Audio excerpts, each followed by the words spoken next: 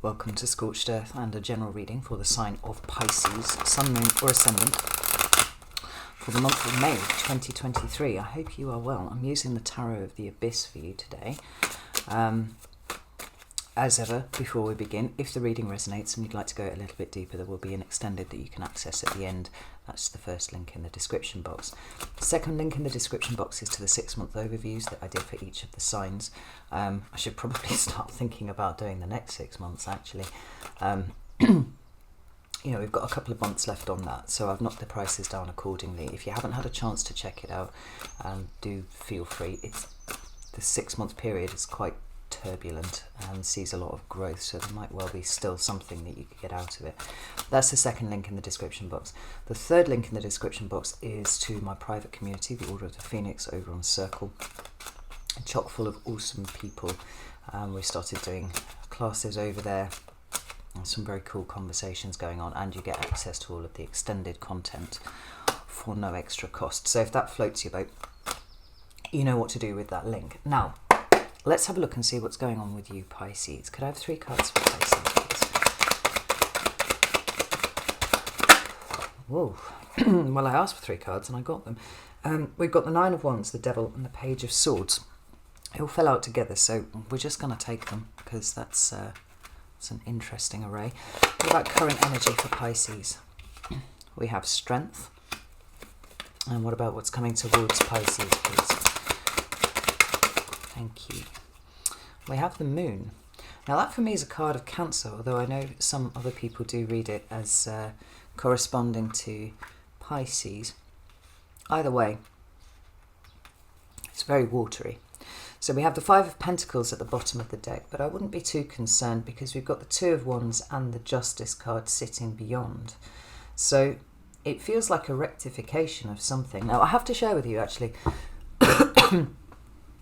before we get into the cards, as some of you may know, before I start any reading, I have all of these zodiac coins that correspond to each of the zodiac signs.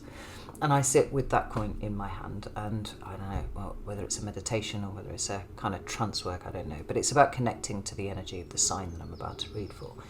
And sometimes nothing comes through at all. I just sit there and just kind of vibe into the energy. But with you, there were 3 things that came through immediately. The first was the High Priestess, and it was actually the Waite-Smith and the Tarot of the Abyss versions of the High Priestess that kind of appeared and floated around, and I was like, oh, hello, Pisces, very good.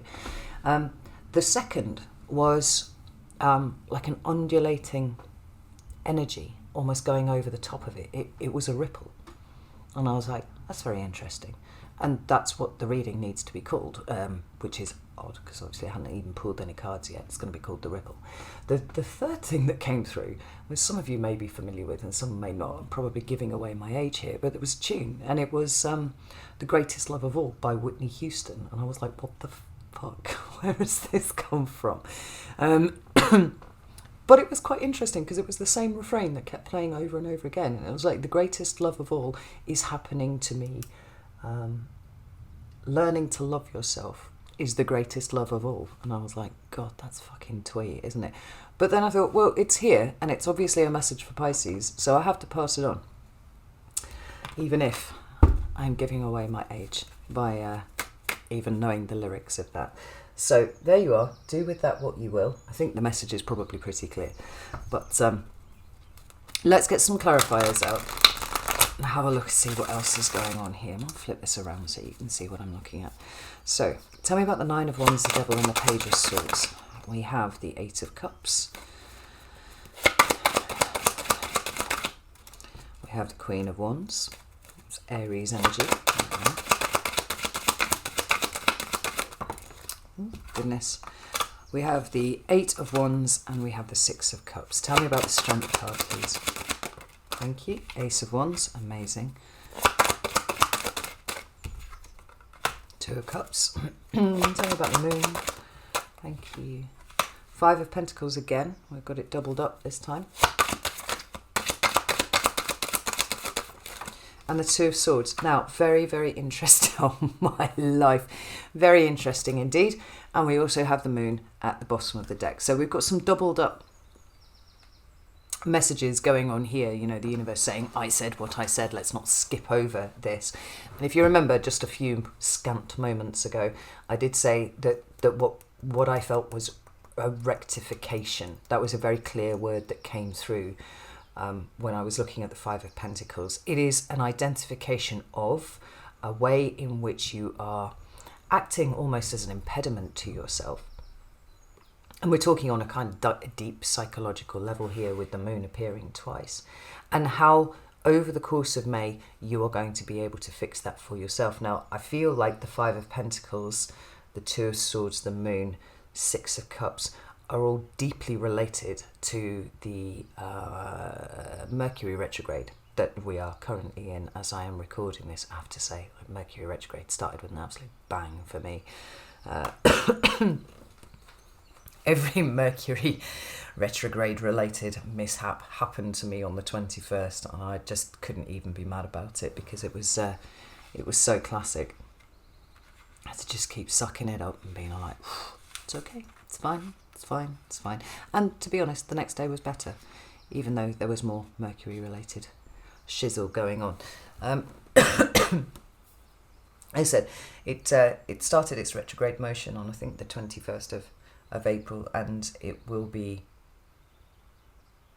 is it the 16th or something like that? I don't know, right? Somewhere around mid-May it will station direct again. But obviously we still have the shadow period where that energy will be winding down again.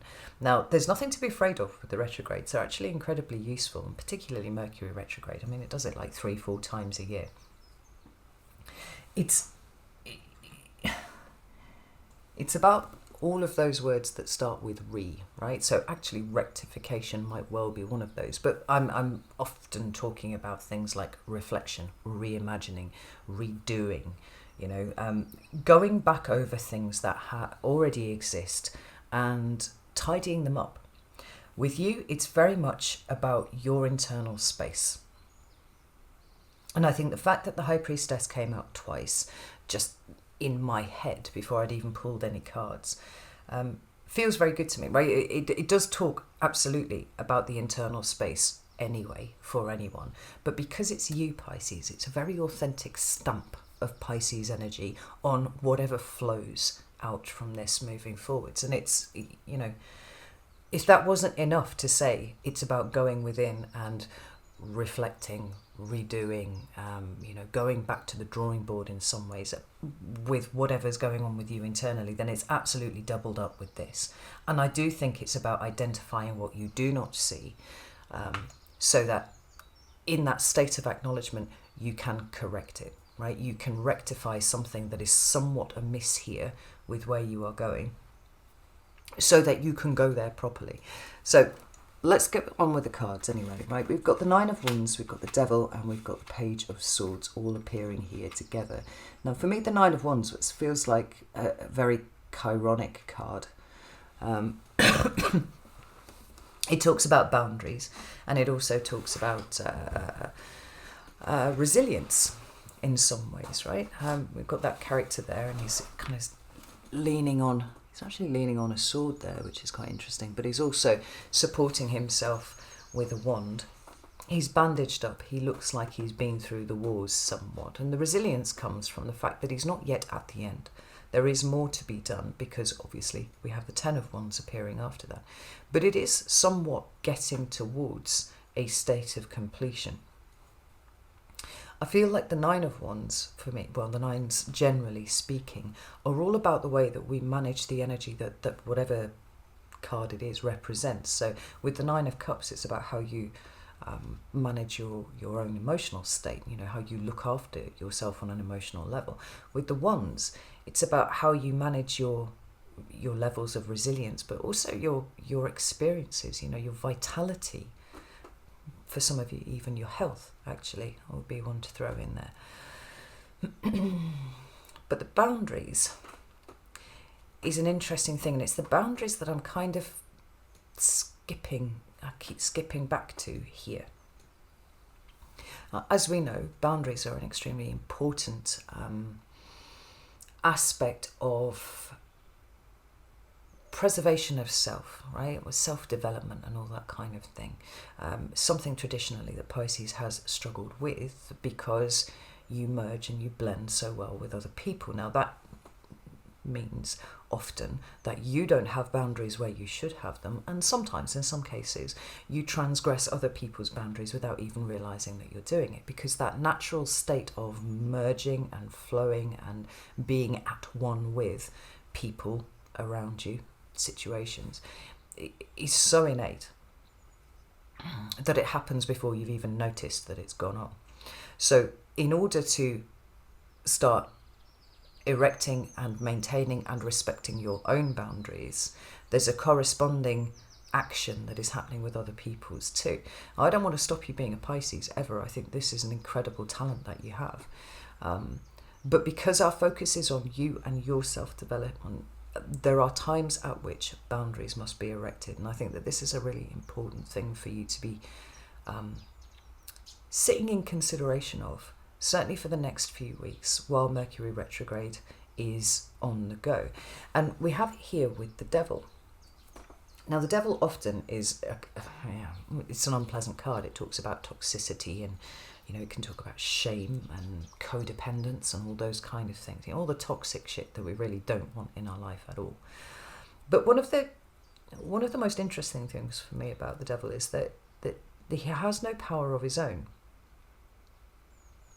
It's all an illusion where the Devil is concerned. Now, there's one distinct situation where it is not so, and that interestingly involves you, Pisces. It's whenever the High Priestess comes out with the Devil.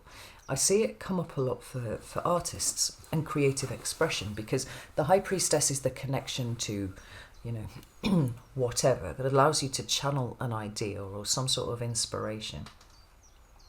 And then the Devil is the opportunity to give that form. So the entire material domain is ruled by the Devil. And so to take something that is abstract, something that is conceptual, something that is perhaps based in feeling, and to be able to give it such a shape or form or some sort of material expression such that other people would be able to see it too, is a combination. Those two cards there come up as a combination for me in that. So the fact that the Devil is here for you is not particularly a cause of concern for me, although, we just kind of pin it there a little bit, because we've got the Page of Swords. And the Page of Swords talks about mental expansion. Right? It talks about taking something and Steve Jobs once said that creativity was simply being able to connect dots that other people didn't. And I think that was quite an astute observation, actually. And so for me, the Page of Swords is about that dot connection. It can sometimes be about information coming in, and we would definitely have an aspect of that with the Eight of Wands underneath there. But it's no good having information if you are not able to contextualize it, if you are not able to connect it to something else. It's just free-flowing and just kind of, abstract and floating around you. So what's been happening in the recent past, I think, is not only are you open to new information coming in, but you are developing an ability to be able to connect this to perhaps ways in which you have felt trapped or stuck, or where there have been toxic behaviours in relationships that you've had, or even a toxic relationship with yourself. And starting to work with this in a really productive way. Now, we've got the Eight of Cups down here, which talks about leaving behind that which no longer serves us. I see you've got this chap walking off under the light of the eclipse there. And we have just had a solar eclipse in the sign of Aries, and in May we will be having a lunar eclipse, which I believe is in Scorpio, I think, but don't quote me on that. Say I'm not an astrologer, but it's interesting. Solar eclipse, lunar eclipse. Because there are emotions here, or there are emotional situations, or there are ways in which you have seen yourself, or everything that is sort of vaguely emotional here, as represented by the cups, that you are moving away from. Now, Is this as a result of putting up boundaries and realising that you've been in situations that were not for your highest good? Well, that's possible. Is it looking at yourself and identifying that negative inner critic spends a bit too much time whispering in your ear and you would like a shot of that, please? That's possible too. But we could also be talking about the illusory nature of the restrictions that you have been feeling for the longest time. Right? Realizing perhaps that there was an emotional investment in feeling trapped or feeling stuck in some sort of way. Which sounds like an odd thing to say, but you'd be surprised how often it happens. So the Queen of Wands, beg your pardon here, for me, always speaks about an increase in confidence. She's very dynamic, bold card. You know, it's very self-assured. There's a certain amount of assertiveness that is presented by the Queen of Wands, but she's the internal subjective experience of action, of doing things, right? Distinctly related to the Nine of Wands, as we've got here. So it's your confidence in your abilities to be able to put up boundaries. It's your confidence in the next move that you are going to make, whatever that might be. Definitely a sense of increased connection with an intuitive knowing. And the black cat here represents the psychic ability of the Queen of Wands. And it's that ability to see beyond the illusion, see beyond the deception. It might be that a lot of the material world around you is representing that which, and your investment in it has been representing the illusion. And that could be trying to keep things the way that they have always been, because there's a discomfort with things beginning to move. And that's something that internally has been having to adjust with you. But the Eight of Wands there, which is another Sagittarius card, just like the Nine of Wands, in some ways is representing a step back.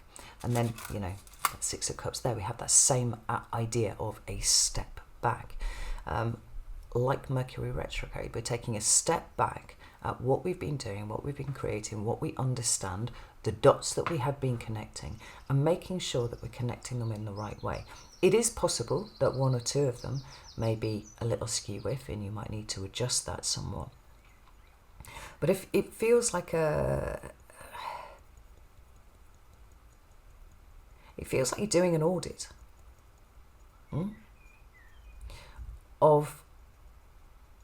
or you have been doing an audit of what is working and what is not, and what's taking you closer to the kind of person that you want to be. I mean, it's very easy to get kind of sucked up into a situation or some sort of drama or a particular way of doing things. And we have to remember to step back periodically and make sure that it's taking us in the direction that we want to go, and that we haven't inadvertently dropped some boundaries where there should have been and become absolutely, you know, what's the word I'm looking for? It's clean gone out of my head. Consumed by, I guess, whatever's been going on around us. This is why I actually really rather welcome the energy of Mercury retrograde, because it stops us forging forwards too strongly. It makes us stop and check. And with this being in Taurus season now, that's really important, because foundations are being laid for, well, certainly for the rest of the year. But there's also an amount of strength that is being built up here. There's an amount of resilience that is being built up here. And we want to make sure that it's all flowing in the right direction. And in your current energy, you have the Strength card, and that was Leo. And there was a period of about 2 years where there wasn't a single reading that I did for Pisces where Leo didn't show up somewhere. It's been a very strong influence on your path for a few years now. And it could be that you have Leo in your chart somewhere, in one of your major placements, or it could be, you know, a Leo around you who has been guiding you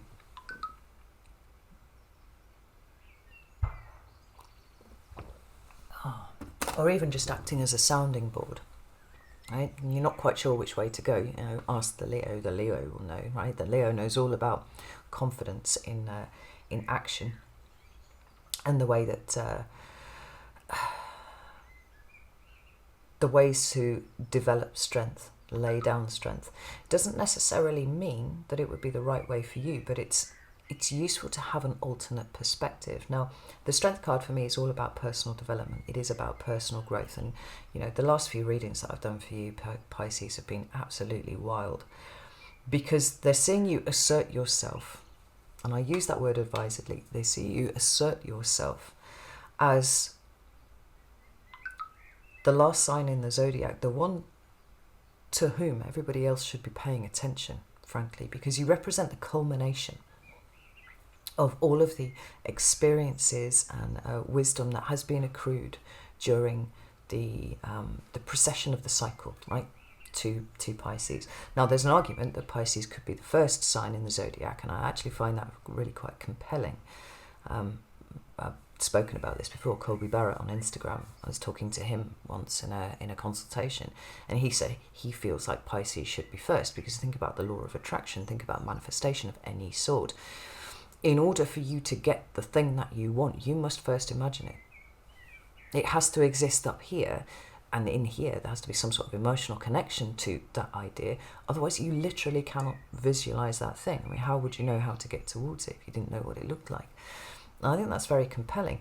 Either way, whether the first or whether the last, that puts you in a really prominent position. And the rest of the zodiac should be paying attention. And I would hope, Pisces, that the rest of the zodiac is paying attention to you, seeing what you are doing, seeing how you are working on yourself, see how you are showing up in the world now. I feel like this strength card is both the strength that you are developing in yourself as your self-work is increasing, as your attention to boundaries, attention to ways that you may feel trapped and restricted. Maybe it's even strapped, right? is coming about, but it's also about the way that you are being perceived by other people, and how inspirational actually you feel to me that you are being to other people at this time. I don't know if you're even aware of that, but we could have there could be an increasing comfort with an increasing sense of comfort with allowing yourself to be seen as you are, like really sort of stepping forwards and saying, hi, I'm Pisces. This is what I am. This is what I do. Don't expect to anything about me to be linear at all, because that's not how I work. And having a great deal of confidence in that, where before you might have tried to hide it. It feels to me like it's being quite inspirational for other people, because they've got this Ace of Wands, and wherever the aces appear, we have that sense of newness, right? We have that sense of all things are possible, because the aces are pure potential of whatever suit they represent. And for me, the Wands is all about living and experience. I mean, it does also talk, like I was saying before, about your very vital life force, your passion, your creativity. When the aces appear, it's an opportunity to explore a new place that exists beyond the limit that you thought you had before. We're talking about pushing yourself out of your comfort zone, and I think this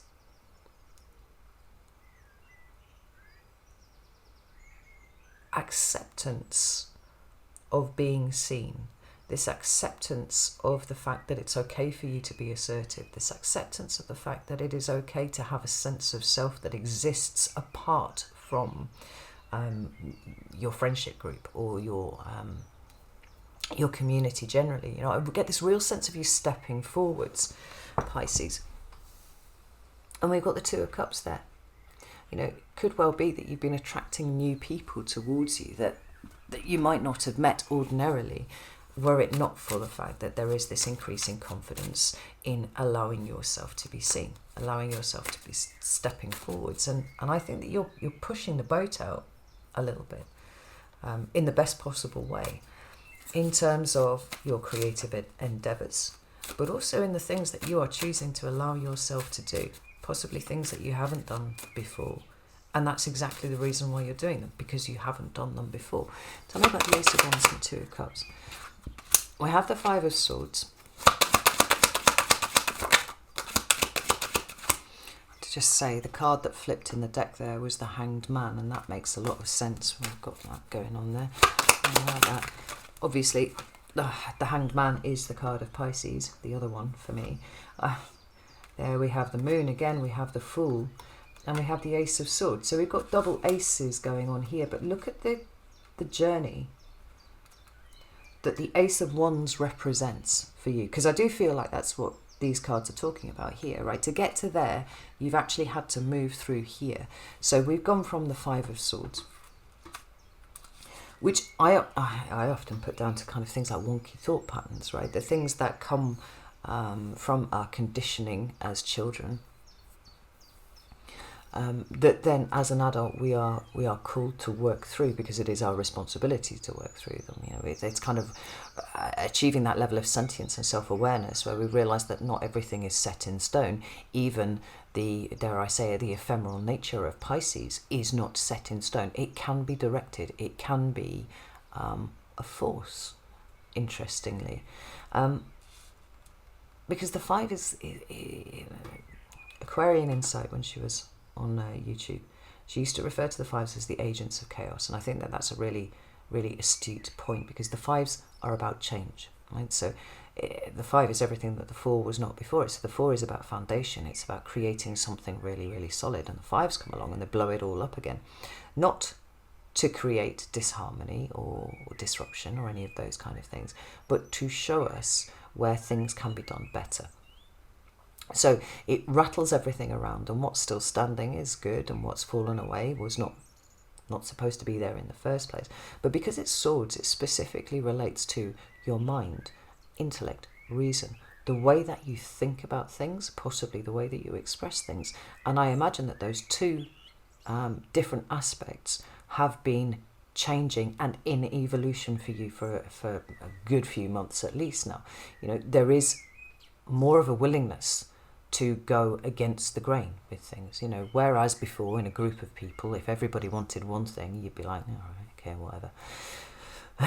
Now there's an understanding that a certain amount of disagreeableness from a psychological in a psychological sense is actually not a bad thing at all. You can say that you disagree, and you can give reasons why, and that doesn't mean in any way that you are compromising your position within the group. Like, what you're actually doing is bringing that different perspective, and it's incredibly valuable. Now, as I said, we've got the Hanged Man, which is the card of Pisces, but it talks about a change of perspective, one that is willingly engaged in, right? It's a voluntary inversion of the way that you have been thinking about things, so that you can see them from a different perspective. We have the Moon card here, which is talking about your intuition, and it's talking about unseen realms and things that are not easily perceived, certainly not from, you know, a material perspective. We're talking about the subconscious and the way that your mind works. I feel like you've been doing some really quite sterling work in trying to marry up your conscious and subconscious minds so that they are not working against each other, that there isn't a friction there, but actually that there's a free-flowing movement of stuff from your unconscious. And I mean, Pisces, you're tapped into fuck, right? Stuff just comes out. But understanding that there almost is an audience for that now. Like, that is desirable. People want to hear that. Being able to channel it through. You know, the Fool card there is a release. It's interesting. I've been doing a lot of reading, kind of really researching the Fool. I'm just getting ready to do a class on it over at Circle. I was just really diving into the nature of the Fool. And I won't bore you with everything that I've come up with here. But it really does represent release and liberation. You know, where everything to do with the devil is about being stuck and, you know, handing power over. The Fool is about that power being innate within you and being able to do essentially whatever you want with it. It's a blank slate. Removing whatever swords were stopping the flow of energy between your crown chakra and everything else, right? The stuff that comes in, what do you do with it? Like I said, I feel like there's an audience for it here.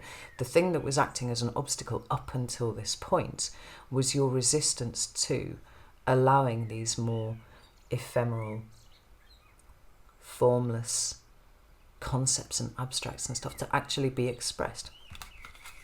But then we have the Ace of Swords. So we've gone from the 5 down to the Ace, right? We don't need all of these extra swords here. What we need is understanding and communication, whether that is internally or externally expressed. So you've got your thought patterns, which certainly seem to have had an overhaul, and you have freed yourself from something. But we also have active expression externally, right? The degree to which you are willing to communicate these things with other people. I mean, it might well be, Pisces, that you found people coming to you. People have always come to you because you are supportive, and you've a way about you that makes people feel better about themselves. But I think it might have actually increased quite spectacularly. But rather than looking for support and succour from you, people are genuinely interested in your take on things. And this might be spiritual and occult in nature. People might be going, you're into all that stuff. What does this mean? You know, whether it's astrology or tarot or, energy work or anything like that. It could even be something like, how do you art? How do you do it? Where does this come from? And how do you take what is, that idea for something? How do you give it form? How do you give it shape? Show me the ways. Teach me the ways, Pisces. I feel like there's a lot of that going on at the moment. And so you might have found yourself almost kind of slipping into the role of a teacher without even really intending to do so. And I like that because there's a recognition and an acceptance of just what it is that you do know. Rather than trying to be the glue that holds everybody else together, it's understanding that you have a space that you are entitled to occupy. And that keeping everybody else together actually isn't your responsibility. And there's something so freeing and so liberating in that. Long may it continue, Pisces. But let's move on to May, because what we've got here is the moon, and this is the third appearance of the moon. I've got it 3 times. And we've got it here with the 5 of Pentacles, which is appearing twice, and the 2 of Swords. Now, I am not concerned in the slightest about this combination of cards for you. I understand that these aren't necessarily stunningly positive cards, but again, that's all very much down to perspective ultimately, because what we have is a deep dive going on for you in May. Now, you might be like, oh fucking hell, Carrie, I've been doing a lot of that already, do I have to do any more? Well, it's like, no, you don't. You always have a choice. Free will is everything after all. But I feel like this is something that is probably going to happen holistically, because this 5 of Pentacles is the linchpin of the situation. When the 5 of Pentacles comes up, we often talk about, what is it, the stock phrase that tarot readers use for this card? It's about being left out in the cold, right? And I have reasons that, again, I won't bore you with now, but I get very ranty about it. There are reasons why I don't think that that's an entirely accurate interpretation of the energies of this card. It's more about, for me, because it's a 5, we've got that disruptive element, right? The agents of chaos energy, where the 4 of Pentacles is about holding on to something very tight, or seeing the value of something such that, you really want to hold on to it. And maybe you might need to release it and all that sort of stuff. But again, foundational level energy to the 5, which is where this is all kind of breaking apart. Now, in the Pentacles, it could be quite simply financial worries. It could be something to do with that. But because I see the pentacles as energetic currency, what we have here is a situation where the pentacles represent anything that you have to invest. So your time, your care, your effort, yes, your money also, but your love and your energy, right? But the particular take that I have on the Five of Pentacles here, for me, feels more about identifying where the blockages and the obstacles are for you. So, you know, you've got this disruption around what it is that you have available to you to invest in. And maybe it's even to some extent, you know, how people are allowed to invest in you. So we've got poverty, essentially. We've got lack. Or, more importantly, we have a fear of that. Now, I think that this deep dive is centered around where it is that you may not be meeting your own basic needs. Right? I think about this a lot in terms of Maslow's hierarchy of needs. Right? You've got the basic stuff at the bottom, and you're going up to, you know, spiritual wellness and shit at the top. But it starts off with, you know, in that particular instance, you know, food. You need food, and you need shelter, and you need water. Very, very basic. Right? On the modified version of that hierarchy, my children have like Wi-Fi next, but they're wrong about that. Anyway, from a spiritual perspective, it's about identifying where the blocks are. Like I said right at the beginning, what came through was rectification. And that means looking for what it is that you do not see that is standing in your way. And that's coming through really, really strongly here. Because the Two of Swords, it is about willful ignorance. And it sounds like a kind of brutal way of interpreting that card. But when I say willful, it's not a conscious mind action. It is a subconscious mind action. We can see this because we've got the moon in the background. So, you know, another fucking moon's all over this, actually. Which represents, you know, your intuition and the things that are not seen and all that kind of thing. And then we have this great big body of water at her back, which is, you know, the emotions. And the fact that she's got not only got her back to the water and to the moon, so her intuition, her emotions, you know, the unseen, the ephemeral, she's also gone the whole hog and put a blindfold over her eyes, and then she's sitting there holding swords. And remember what I said, like the swords represent the conscious mind, the intellect, rationality, reason, all that sort of thing. And she sat here on this stone bench going, the decisions that I have to make in front of me are purely intellectual in nature, and I need to choose between these two swords, even though they are effectively completely fucking identical. Right? What this card says to me is that somebody here is trying to make a decision that on some level they know has already been made, right? It represents those things that we refuse to look at because they would take us in a different direction. Now, I see this card come up a lot with things like shadow work and things like that, because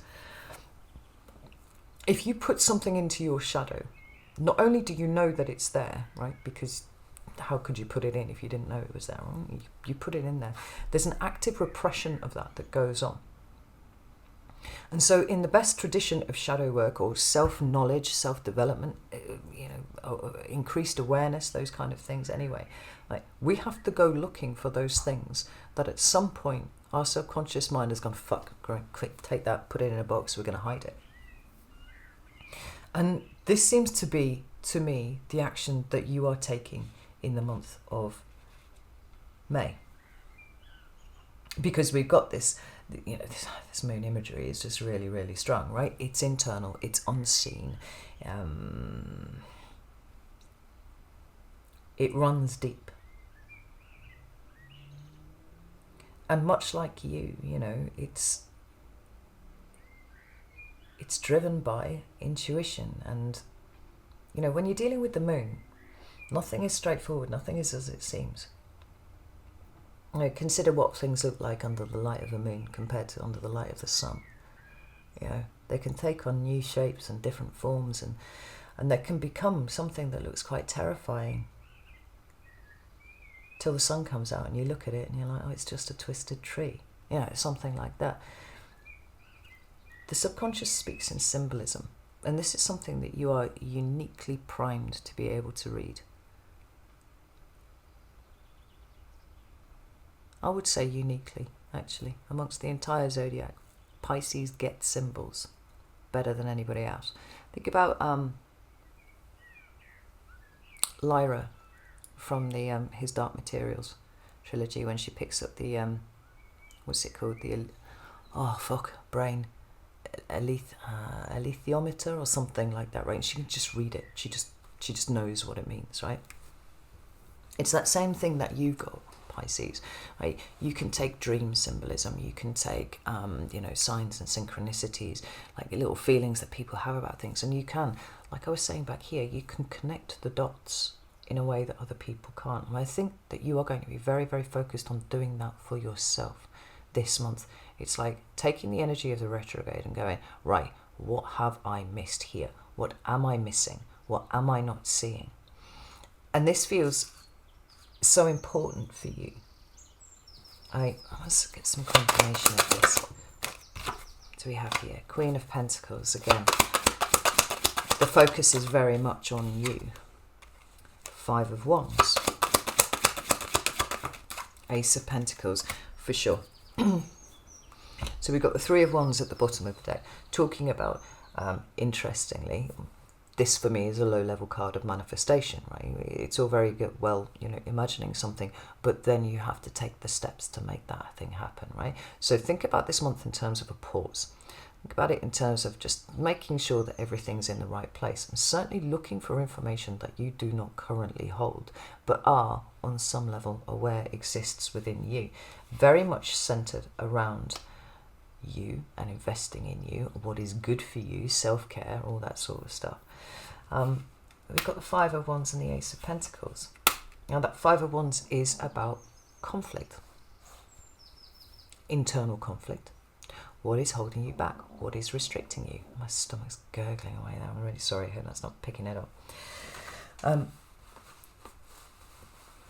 Even these Five Wands, I don't know if you can see here, but they are connected. Right? That's by this little kind of vine thing at the bottom. But we're looking for the Ace. We're looking for that freeing energy of initiation, that freeing energy of a new beginning, of pure potential somewhere, right? We've got, Pisces, we've got the Fool, we've got the Ace of Swords, we've got the Ace of Wands, we've got the Ace of Pentacles. I feel like the Ace of Cups is probably going to come out in the extended, because you've got to work your way through all of these things till you get to a new way of feeling about yourself. And it feels like this is very much the process that you are intuitively aware that you need to take. The steps need to happen in this order. This whole reading's about freeing yourself up from that which you struggle against. But it's taking the time to go within and check it out, so that in the removal of these obstacles, you are freeing yourself up to go after what it is that you are actually wanting to manifest for yourself. It could be at this point that you don't actually really know what that is, but possibly by the end of this process, you'll have a much clearer idea. Because, the Ace of Pentacles can be about the arrival of new things. We put those two together, right? The way that you could be going after a new house or a new job, or, a new way of living, a new way of thinking, the things that are a little bit more abstract. But it can be about a point of focus. And if you know that there's something that you want to do, but every time you're trying to go anywhere near it, you get a feeling and your brain slides off in a different direction. You know that your subconscious is kind of playing at something here, and that it is trying to cover something that it doesn't want you to see quite at this point. And you're like, well, in order for us to be friends, subconscious, my conscious mind has to kind of wander in and have a poke and have a look at what's going on, right? And then we can kind of marry up together and we can move forwards in a much stronger way to manifest what it is that we want, right? I need to be able to focus on what it is that I want. And I need my subconscious not to be sabotaging this in the background. I think this is a really, really powerful month. I don't think that you should expect anything too much to occur outside of you. But I think that there's tremendous leaps forward that you're making internally. And as we know, once things change internally, then things eventually do change externally. But it feels like it's quite chill in terms of what's happening around you, as it needs to be, because you actually need you need the spoons to be able to invest in paying attention to what's going on for you internally.